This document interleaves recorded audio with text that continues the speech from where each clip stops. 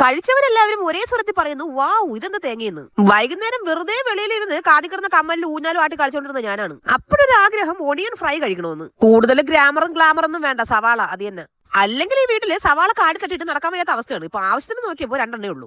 എന്തായാലും കിട്ടിയ 2 അണ്ണാച്ചുകളുടെ തൊലി നന്നായിട്ട് പൊളിച്ച് കഴുകി വൃത്തിയാക്കി നമ്മുടെ കട്ടിംഗ് ബോർഡിലോട്ട് നേരത്തെ വെച്ചിട്ടുണ്ടേ. ഈ ഇരിക്കും മുന്നേ കാല് നീട്ടി ആ കുണ്ടിയും കുത്തി തറയി വീഴുന്ന് പറഞ്ഞു കേട്ടിട്ടുണ്ടോ? അതായിരുന്നു ഇന്നത്തെ അവസ്ഥ. ഹിന്ദിക്കാരന്മാർ അണ്ണന്മാരെ റീലിൽ കാണിച്ചിട്ട് നല്ല കറക്റ്റ് ഷേപ്പിൽ വട്ടത്തിൽ മുറിച്ചെടുക്കണമെന്നാണേ. അങ്ങനെ ഞാനും മുറിച്ചെടുത്ത് കുറെ അറഞ്ചം പുറഞ്ചം വട്ടത്തിൽ കേട്ടോ. പണ്ട് പഠിക്കാൻ പോയിക്കൊണ്ടിരുന്ന സമയത്തിൽ വട്ടം വരച്ചിട്ട് സമചതുരവും എഴുതിയ ആളാണ് ഞാൻ. അതുകൊണ്ടാണെന്ന് അറിയാൻ വയ്യ, ഞാൻ മുറിച്ചെടുത്തപ്പോൾ ആവശ്യമുള്ളതിനേക്കാൾ കൂടുതൽ ആവശ്യമില്ലാത്ത സാധനങ്ങളായിരുന്നേ. പിന്നെ കോൺഫ്ലവറിന്റെ കൂടെ അല്ലറ ചില്ലറ കുറച്ച് പൊടി ഐറ്റംസും ദേണ്ട ഒരു മുട്ടയും കൂടെ പൊട്ടിച്ചിട്ടുണ്ട്. സൂര്യൻ നന്നായിട്ട് കത്തി ജോലിച്ച് നിൽക്കുന്ന സമയമുണ്ട്. ഭാഗ്യം ഉണ്ടെങ്കിൽ നിങ്ങൾക്ക് മുട്ട പൊട്ടിക്കുമ്പോൾ അതിനകത്ത് കോഴിയും കോഴിക്കുഞ്ഞിനെ കിട്ടും കേട്ടോ. അങ്ങനെയാണെങ്കിൽ അൽഫാമും ഉണ്ടാക്കാം. ഇപ്പൊ പിന്നെ കേരളത്തിൽ പൻ സീസൺ ആയതുകൊണ്ട് എല്ലാവരുടെ വീട്ടിലും ബ്രെഡ് കാണുമല്ലോ അല്ലേ.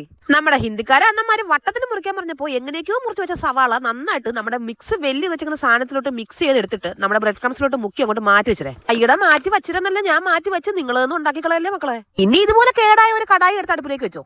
ഇനി അമ്മ ആറ്റിനോട്ട് സൂക്ഷിച്ച് വെച്ചിരുന്ന വെളിച്ചെണ്ണ അങ്ങോട്ട് ഒഴിച്ചു കൊടുക്കുക.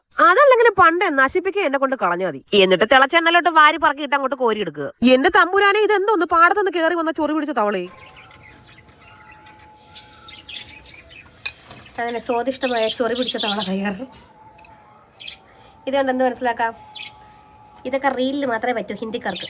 നമുക്കത് എങ്ങനെയൊക്കെ ഉണ്ടാക്കാൻ പറ്റും. കഴിച്ചു